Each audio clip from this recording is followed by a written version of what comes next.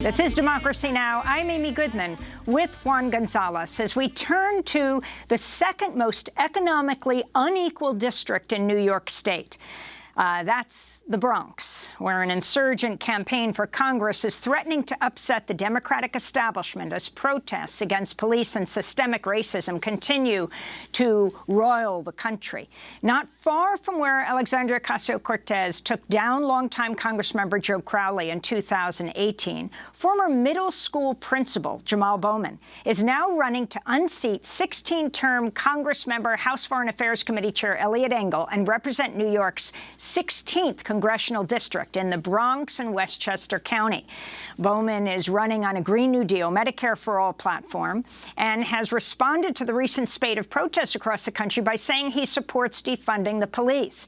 Congressman Engel, meanwhile, has called for police reform. The congressman's also faced criticism for his support of the 1994 crime bill, for spending much of his time in his home in Maryland rather than in his district. Earlier this month, Engel was caught on a News 12 mic asking Bronx Borough President Ruben Diaz Jr.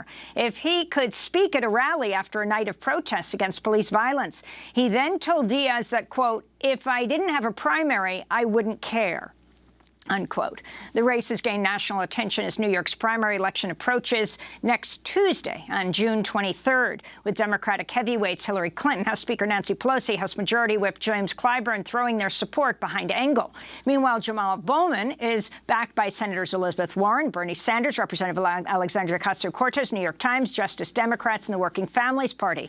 Well, he is joining us now from Yonkers, New York, just finished up with a campaign event there. Jamaal Bowman, thank you for joining us on Democracy Now! Can you talk about why you think your campaign can succeed? You've gotten a number of extremely important endorsements, and what you feel is the most important message out of these anti-police brutality protests around the country that are also focused very much right here in New York.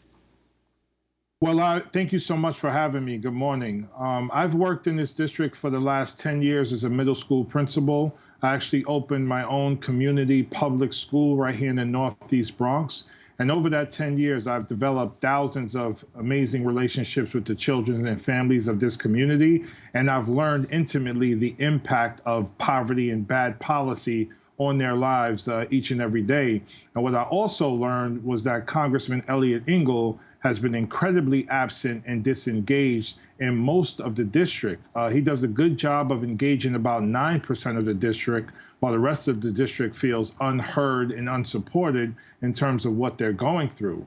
With regard to the protests happening across the country, I'm inspired by it. I'm excited by it. If you look throughout American history, it's been protests and mass movements and the people rising up that has moved this country forward. That's what's happening now. Unfortunately, it had to happen at the hands of, George Floyd's death and Ahmaud Arbery's death and so many others. But it's good to see the people rising up, and it's good that so many have galvanized behind our campaign. And Jamaal Bowman, could you talk about your experience as a teacher and a principal in the Bronx, and what made you decide to throw in your hat in this race, which is again one of the Democratic moderate senior officials of the Democratic Party in Congress? Yeah, so I started teaching in 1999 in the South Bronx. I've spent 17 of my 20 years in education in the Bronx, both as a teacher and a middle school principal. And as we all know, our schools are chronically underfunded and under-resourced, but our communities have been historically neglected through policies like redlining and disinvestment. And we continue to support Wall Street and the wealthy among us. We continue to allow large corporations like Amazon to get away without paying federal taxes. And we continue to support out-of-control spending in our military-industrial complex. All the while, the kids that I serve struggle with mental health supports, lack of mental health supports, struggle with housing insecurity, food insecurity, lack of job opportunities, environmental racism, you name it. My kids and families have struggled with it. And I got tired of seeing or not hearing the most vulnerable in our community centered in our political discourse and our children not at the top of the political agenda. It just became unacceptable to me. And I've done a lot of organizing work for education reform, education justice around trauma-informed schools, fully funding our schools, pushing back against the overuse of standardized testing. And I just felt no sense of urgency around what's happening with our kids every day. And it just became unacceptable.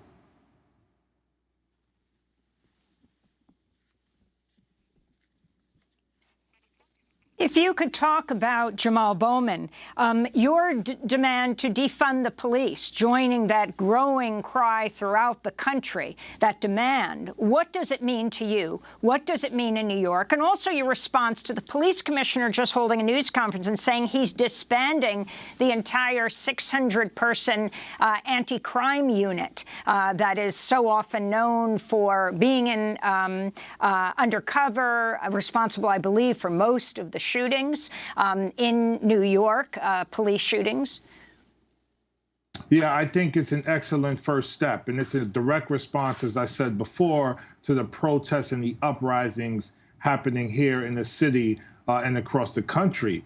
We need to defund the police because we need to demilitarize our police. We need to stop sending federal military equipment to local police department. And we need to focus on accountability and transparency. We need to end qualified immunity at the federal level where police can violate a person's civil rights with impunity, which we've seen happening time and time again. And we need to reallocate and reinvest those resources in community health and community development. So fully investing in our public schools by hiring more teachers, hiring more nurses in healthcare, investing in job programs and everything that creates the infrastructure for collective and self-actualization and determination in our communities. Unfortunately, we continue to disinvest in our communities and add more police to communities so that they feel occupied.